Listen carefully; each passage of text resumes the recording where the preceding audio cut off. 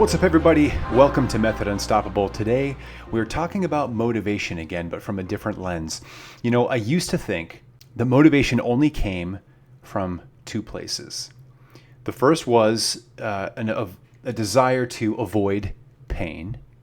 The second is a desire to chase opportunity and chase rewards. And we have neurological, physiological mechanisms that can trigger motivation when we either perceive risk or we perceive opportunity. Now, motivation, the feeling of motivation comes when we are out of homeostasis. Again, we sense a threat, we sense opportunity, and we need to get after it. But there is another form of motivation, and it can actually be more powerful than chasing rewards or avoiding pain. This motivation comes from indignation. Now, in this video, I'm going to teach you how to leverage indignation, talk about what it is, but how to leverage indignation to really light that fire of motivation underneath you. Now, let me share a quick note though before we get going. So today, we're going to talk about how to leverage the opinions of other people for motivation. Now, normally I would not typically indulge this kind of thinking because screw other people's opinions. You've got to live for yourself first before you should care about what other people think. However, in reality, we are social animals. We care about what other people think. Even the people who are like, oh, I don't care what other people think. Yeah, they absolutely do. Even psychopaths care about what other people think of them. There's no getting around this. It is unavoidable. Now, while it's true, you should be able to chart your own path, your own actions, regardless of other people's opinions. Because we tend to care about how other people think about us, it gives us an opportunity to leverage that for motivation. So that being said, buckle up and let's roll. First off, let's define indignation. Indignation usually refers to that feeling of unfairness. It's that feeling of outrage or anger when something unfair has happened. Now, in our case, I'm using it to describe the feeling that you get when someone speaks rudely to you. It's kind of that response of, like, how dare you say that? You don't know me. How dare you? How dare you? I'll give you a quick example of a time when I felt indignation very strongly. I was interning down in Florida, and at the time I was training a bunch of youth boxers. And my mentors down there were both, fitness professionals, very smart, very successful in what they did. And one of them was a judo Olympian. And we had this exercise, like a burnout exercise, a conditioning exercise, where we would take a treadmill and we would hike it up to 50% incline. And then we would have them sprint on this thing for 30 seconds. Now, it was absolutely terrible. It was to develop as much lactate as possible. And it was just lactate threshold training. It was fantastic. However, I was talking about giving this a go, and my mentor looked at me and said, you can't do that. You're just barely over general population. Now, for those of you who don't know, general population is the population that fitness professionals refer to as the non-athletes. And mind you, this guy was a judo Olympian, so he is used to being around elite athletes. And, a guy like myself who is not Olympian, to him, it was just barely over general population. But I did not see myself as just barely over general population. I took my training seriously. I was athletic. And when he said that there was no way I could do something, oh boy, I was fired up.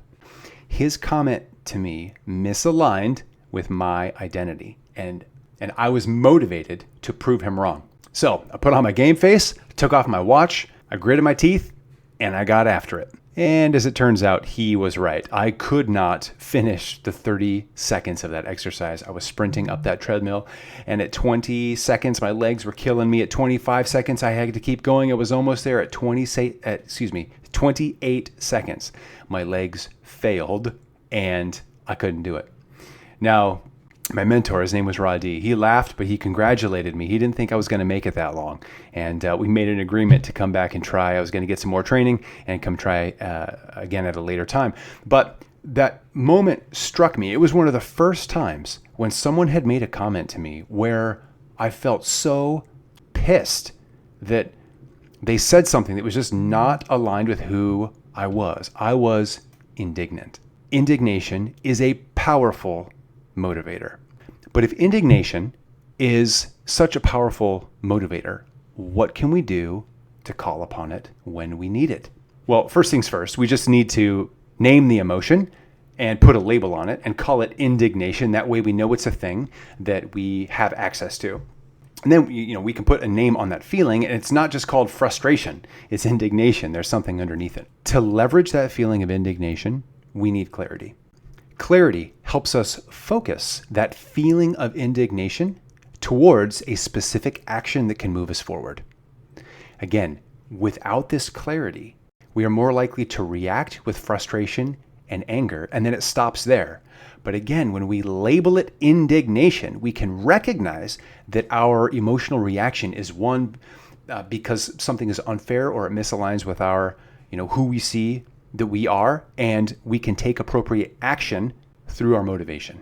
We have to create clarity. Now, specifically, there are 3 areas of clarity where we need to dig in. The first is self-image. Self-image is, who are you? How do you see yourself? What is your identity? If you're going to get fired up about someone challenging your identity, then you have to know what your identity is. When my mentor, Radi, called me out basically on not being an athlete, I'm like, no, I am an athlete. I can do this because I had that identity of athlete. I had something to be indignant over. Now, I can't talk about self-image without talking about Dr. Maxwell Maltz's book, Psychocybernetics. This was a groundbreaking book published, like over 60 years ago now. I'll do a review on that book later. But Maltz was a plastic surgeon, and he described self-image as a mental blueprint or a picture that we carry of ourselves. And it was shaped, or he would argue that our self-image is shaped by our past experiences, our successes, our failures, and the opinions of others, the words of others. Now, that internal image profoundly influences our behavior, our thoughts, our feelings. And it essentially acts as a control system that determines, based on what we believe, what we can achieve, what we can do, and what we can't do. Now, Maltz argues that it is impossible for us to act in ways that misalign with our self-image. Now, there is a way around that, but that's not a topic for this podcast, so we'll talk about that at a later time. But for example, if you see yourself as a fit person, and that is your identity, then you will behave accordingly, and you will prioritize your workouts, and you are going to eat healthier. However, if you don't see yourself as a fit person, if, quote, fitness is not your thing, you are less likely to work out, let alone prioritize a workout. You are less likely to prioritize nutritious food if you don't see yourself as a healthy individual. Self-image dictates how we behave. So how do we gain clarity on our self-image? How do we really become clear with who we believe we are? Well, it starts with this exercise. Get out a piece of paper and just take a moment to consider who you believe you are. Now, I'm willing to bet you already know who you are in the regard of your roles. So start there. Write down your roles, meaning, are you a parent? Are you a husband or a wife? Are you a fit person? Are you an employee? Are you a son or daughter, friend, leader, etc.? Now, it's not necessarily true that your self-image aligns with the roles that you have. However, it is a starting place to identify what different hats you wear. For example, you may not have the role of a leader, but you may identify as one. Maybe you don't have an official job as a manager, but you see yourself and act in ways that align with being a manager and being a leader. Just make a list of all the roles that you play. Then ascribe an adjective to each of those roles. So if you're a spouse, are you a loving spouse? Are you an engaged spouse? Might you be a distracted spouse? Are you an inspiring leader or a servant leader? Are you a great mom or dad? Are you a good version of any of those? Do you believe yourself to be a good or bad version of any of those? Don't pass any judgment here on yourself. Just provide an adjective for each of those roles. Then write down the attributes which you believe you have. So generally speaking, are you caring? Are you smart? Are you punctual? Are you creative, empathetic, visionary, etc.? Just make a list of the traits that you believe you have. Now, once you have that list, go through that list and For anything that resonates with you, that you read and you say, yes, that's me, circle it. For anything else where you say, yeah, I can do that, like maybe I can be a visionary leader, but that's not really who I am. Like I can do that, but that's not me as a person. Then just cross it out. Now, at the end of this exercise, you're going to come to a list of some core roles, core pieces of your identity that resonate. All of these pieces make up your self-image. All of these pieces are beliefs that you have about yourself. So again, we have to start with self-image if we're going to be able to label an emotional reaction as indignation and then leverage it for motivation, because we can't feel indignant if we don't know what we're being indignant for. If someone says something rude and nasty, like, we can feel angry, we can feel frustrated, sure. But again, when you know that it is opposite or inflammatory against who you see yourself to be, that is indignation, and we can use that. But it doesn't stop with self-image. You can also feel indignant if somebody challenges you or calls you out on your skills or some other trait that you believe you have. And that is why we need clarity on self-awareness. Now, self-awareness goes beyond our self-image and starts digging into our skills, the impact that we have, how we affect other people. So what are you good at? What impact do you have on others? What are your weaknesses? Daniel Goleman actually writes about this in his book, Emotional Intelligence. He describes self-awareness as the ability to recognize and understand one's own emotions, strengths, weaknesses, values, and motivations. Now, Goleman considers self-awareness to be a crucial part, a core part of emotional intelligence, which is necessary for professional success and personal success, success in any relationship. And I completely agree, because relationships extend everywhere in our life, both personal and professional, but this is not about emotional intelligence. This is about indignation. So let's look at it from that lens. So again, self-awareness is simply clarity on your strengths, your weaknesses, your impact. And clarity in this regard leads to confidence. When you are clear on what you're good at and what impact you have, especially in the positive sense, it gives you confidence towards those skills. So if somebody challenges you to those skills or assumes that you are weak when you are actually strong in that area, you are more likely, again, to feel indignant, not necessarily angry and frustrated, to feel indignant and motivated to prove them wrong. Without the clarity and self-awareness about what you're good at, you're more likely to believe that what the other person says is true. I mean, think about any time when someone has made an underhanded comment to you and it's really affected you. Most likely, at least when it happens to me, it's because there's some insecurity button that they pushed on that, triggered that negative reaction. So maybe they made a comment about how, I wasn't good at speaking, or I wasn't good at connecting with others, or maybe I sucked at, playing basketball. While I feel I'm self-aware about my skills in those areas, I definitely used to have insecurities in those areas. And so if somebody made that comment, then it might trigger this insecurity, and I would not react with indignation. I would react with regression, drawing within, hiding myself. That's not very motivating. But when you're clear about what you're good at and you believe that to be true, then you can leverage indignation. You could also just brush off someone's comment as if they don't know what they're talking about. But again, as we're talking about motivation, it's an opportunity to leverage it.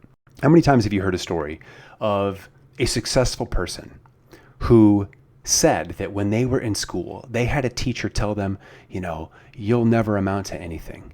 And then yet they crush it and become super successful later in life.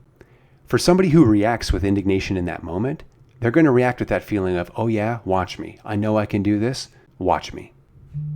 And imagine if a person told you, like, hey, you can't do that. You don't know how to do that. Like, who are you to do that? What would you feel? Would you feel shame? Would you feel that vulnerability like Brene Brown talks about? Would you crumble? Or would you feel that indignation and get that fire burning to prove them wrong? Remember, you don't know me. That's an internal response that can really get us going. Clarity leads to confidence. Now, as an exercise, continue adding to your clarity list.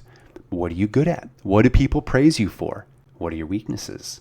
What do you know that you need to work on? What are you confident in? The more you write, the more you will connect with and identify that list of strengths that really resonate. And again, this builds confidence. Now, confidence in who you are is great and necessary, but there's another factor that we need to consider, which can really spice up our motivation, and that is our vision. Now, I don't mean like eyeball 2020 vision. I mean your vision of the future / your future that you're striving toward. When you have clarity in your goals, in what you want, and someone challenges you or says that there's no way that you can get them, again, I'll use the indignation word. It can light that fire to prove them wrong. Think of Elon Musk. How many people have challenged his vision?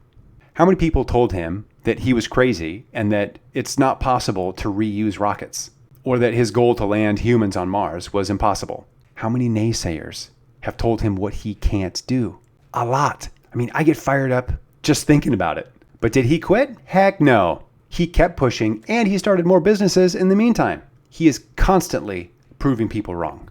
Now, it may look like Elon Musk does not care about other people's opinions, but he does. Did you ever see that interview that he did with 60 Minutes?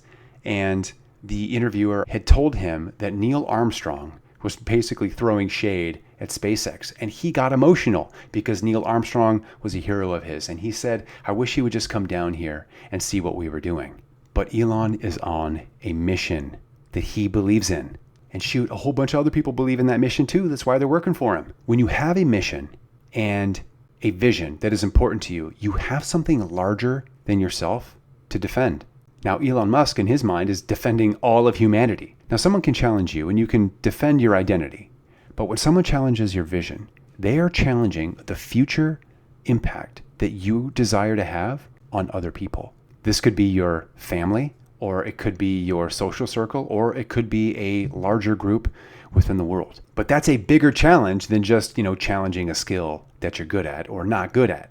These are challenging your resolve, your dedication, your creativity, your purpose. This is the type of challenge to the values that you hold dear. Are you going to let someone do that? I think not. So pick up your list, write down your vision, write down your purpose, write down your values, create more clarity. But now that we have all this clarity, how do we put it all together to fuel motivation?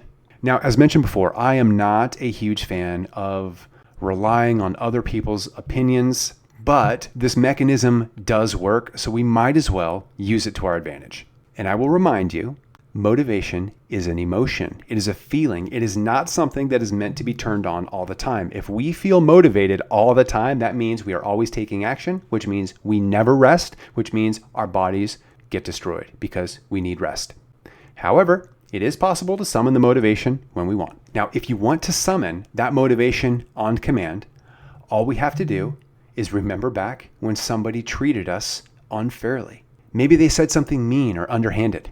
Maybe you were overlooked for that job promotion. Maybe you weren't put in the last quarter of the game to take the game-winning shot. Maybe you were cut from the team. Maybe you were asked to find another job. Maybe you were picked last. Think of a time when someone said something to you or did something that got your fire burning. Just steep in that moment for a little bit. Notice how it impacts you. Notice where you feel it. For me, when I think of those moments, I feel that rush of adrenaline, and then I feel that slight, butterflies in my stomach, and then my whole body feels ready for action. Notice where you feel it. Now, you can take action immediately. You can take that feeling and you can channel it in a direction that you want to go. Maybe you take that feeling and you channel it into doing that workout that you don't want to do, or putting in that extra practice or extra work that you don't really want to do, or you're unmotivated to do. You can bottle it up.